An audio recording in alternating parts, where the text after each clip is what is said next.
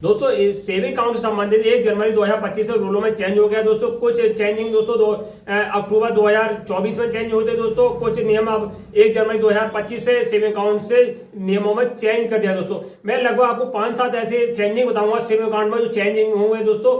अगर आपके पास saving account है दोस्तों, ये वीडियो देखना आपके लिए बहुत ही जरूरी है, क्योंकि 2025 में दोस्तों सेविंग अकाउंट में लिमिट जारी कर दी गई है। आप इतने पैसा रखेंगे दोस्तों, और कुछ अकाउंट ऐसे दोस्तों बंद भी हो जाएंगे, पैसा आपका जब्ती हो जाएगा। ऐसे भी रूल्स आरबीआई ने दोस्तों, कुछ आरबीआई ने अपनी तरफ से जारी किए हैं दोस्तों, कुछ भारत सरकार आयकर विभाग ने दोस्तों अपनी तरफ से रूल्स को जारी कर दिया। अगर आपके अकाउंट में दोस्तों जो कैश डिपोजिट लिमिट है दोस्तों, अगर अधिक पाई जाती है दोस्तों, इसके बाद क्या होगा, इनकम टैक्स नोटिस आ सकता है दोस्तों। क्योंकि जो इनकम टैक्स नोटिस आएगा दोस्तों, उसमें क्या है, जो पेनल्टी आपको 300% दोस्तों पड़ सकती है। 10% पड़ती है जो आयकर विभाग की तरफ से, तो 20% दोस्तों, और अधिक से 300% पेनल्टी पड़ सकती है। तो आपको वीडियो दोस्तों पूरा देखना है, स्किप नहीं करना है। फाइनेंस से संबंधित दोस्तों अगर आपका सेविंग अकाउंट है दोस्तों, तो वीडियो पूरे देखिए दोस्तों। नमस्कार साथियों, अगर मेरे चैनल पर नए हैं, चैनल को प्लीज सब्सक्राइब कर देना, वीडियो को लाइक एंड शेयर कर देना दोस्तों। आज हम बात करेंगे न्यू लिमिट क्या है सेविंग अकाउंट में दोस्तों, जो 2025 में जारी की गई दोस्तों, कि आपको कितने अकाउंट आपके पास रखने हैं, और कितने दोस्तों एफडी करा सकते हैं, या यूपीआई है दोस्तों कितनी करा सकते हैं। पूरी जानकारी आपको इस वीडियो में मिलेगी दोस्तों। जैसे कि आपको मालूम होगा 2024 में सेविंग अकाउंट में लिमिट जारी कर दी गई थी दोस्तों, कि अगर आप 10 लाख से ज्यादा दोस्तों एक फाइनेंशियर में 10 लाख से ज्यादा इसमें पैसे जमा करेंगे, तो आपके पास नोटिस दोस्तों आना जरूरी है। अब एक फाइनेंशियर दोस्तों होता क्या है, यानी एक फाइनेंशियर 1 मार्च दोस्तों 31 मार्च, यानी 1 अप्रैल से लेकर दोस्तों 31 मार्च तक लौट के आता है दोस्तों। यानी मान लो आपने 2024 में कोई कैश जमा करा था, मान लो आपके अकाउंट में दोस्तों कैश जमा करा था 1 अप्रैल 2024 के बाद दोस्तों, माना आपने 8 लाख जमा कर दिए, 10 लाख जमा कर दिए दोस्तों, वो पूरा फाइनेंशियल माना जाएगा दोस्तों पूरे 31 मार्च 2025 तक।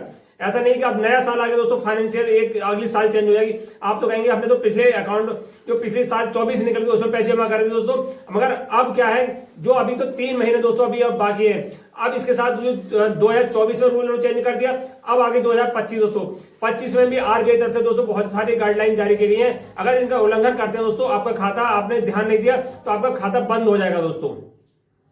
तो हम पहले बात कर लेते हैं जो फिक्स डिपॉजिट लिमिट है दोस्तों, यानी जो आप कैश में कितने पैसे जमा कर सकते हैं। जो आपका सेविंग अकाउंट है दोस्तों, सेविंग अकाउंट में कैश की जो लिमिट बनाई गई दोस्तों, केवल 10 लाख रुपए बनाई गई है। यानी एक फाइनेंशियर में दोस्तों 1 अप्रैल से लेकर 31 मार्च 2025 तक दोस्तों आप केवल 10 लाख रुपए जमा कर सकते हैं। चाहे आपके खाते 5 है या 10 है दोस्तों, उससे कोई अंतर नहीं पड़ता।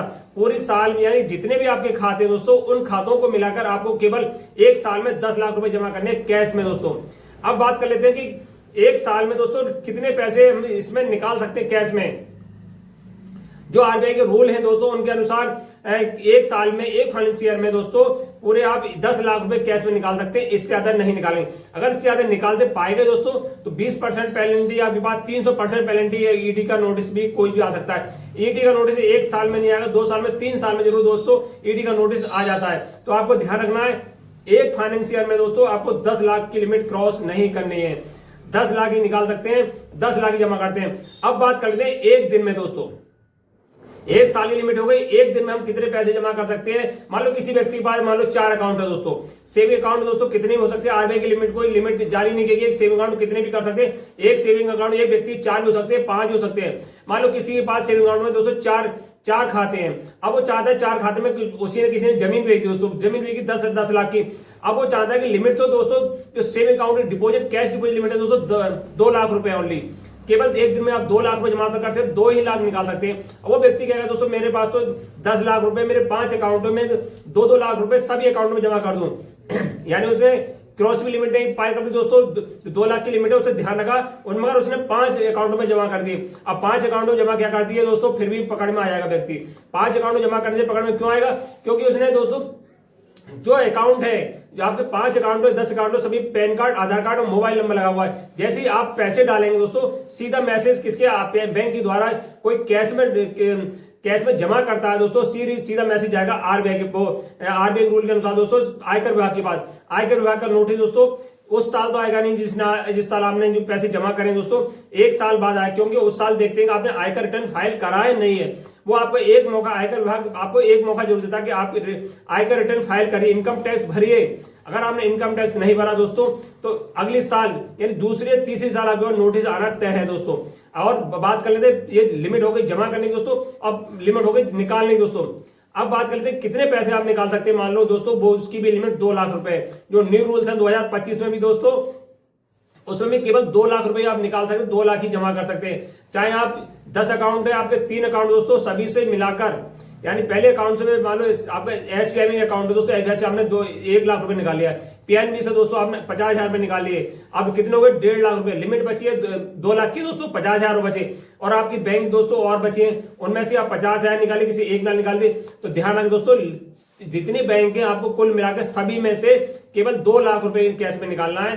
ध्यान रखें, अगर ये लिमिट दोस्तों cash deposit limit, cash withdrawal limit हो रही है, अगर कैश आईटीआर फाइल नहीं करते हैं दोस्तों तब ये आपके पास लागू होना है। अगर आईटीआर फाइल करते हैं तो आपको कोई चिंता करने की बात नहीं है।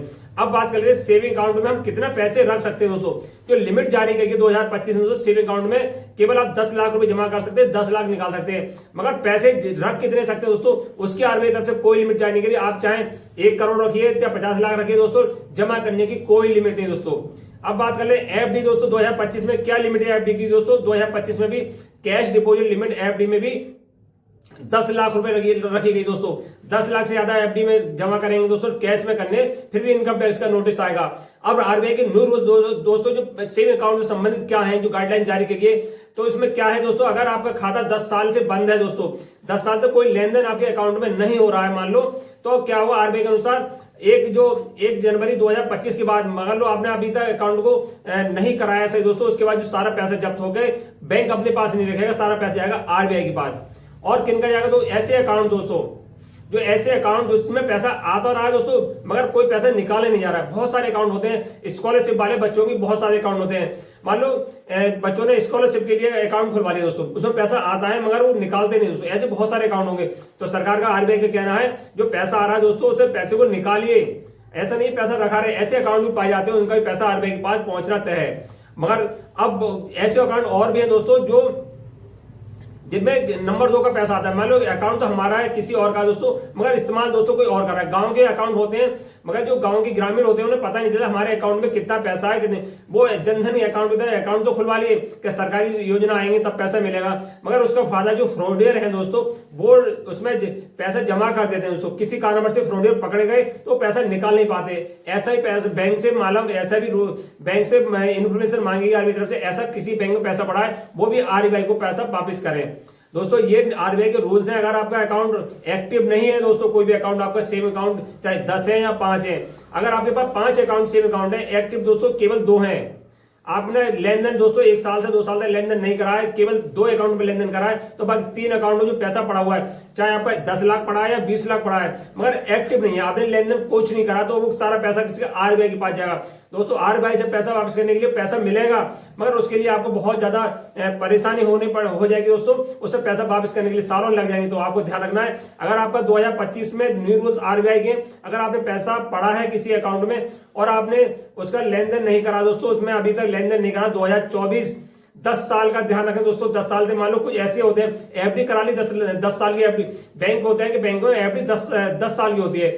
10 साल में एफडी जब ही होगी जब आपका सेविंग अकाउंट होगा। जब आप एफडी कराने गए तो आपने सेविंग अकाउंट ओपन कराया था, जब आपने रख दिया कि 10 साल के लिए मैंने एफडी करा ली, 10 साल बाद ही किताब मिलोगी पासबुक दोस्तों, वो भी आपने एफडी के साथ रख दी। ऐसे अकाउंट भी दोस्तों जब एफडी पूरी होगी, 10 साल की लिमिट आपने क्रॉस करी, जब एफडी पूरी होगी वो पैसा आपको नहीं मिलेगा, वो आरबीआई के पास सारा पैसा पहुंच जाएगा। तो ध्यान रखिए दोस्तों, आपने एफडी के साथ सेविंग अकाउंट ओपन कराया है, 10 साल हो गए, तो उसमें लेन देन जरूर करिए, चाहे 100 रुपए डालिए 500 डालिए दोस्तों।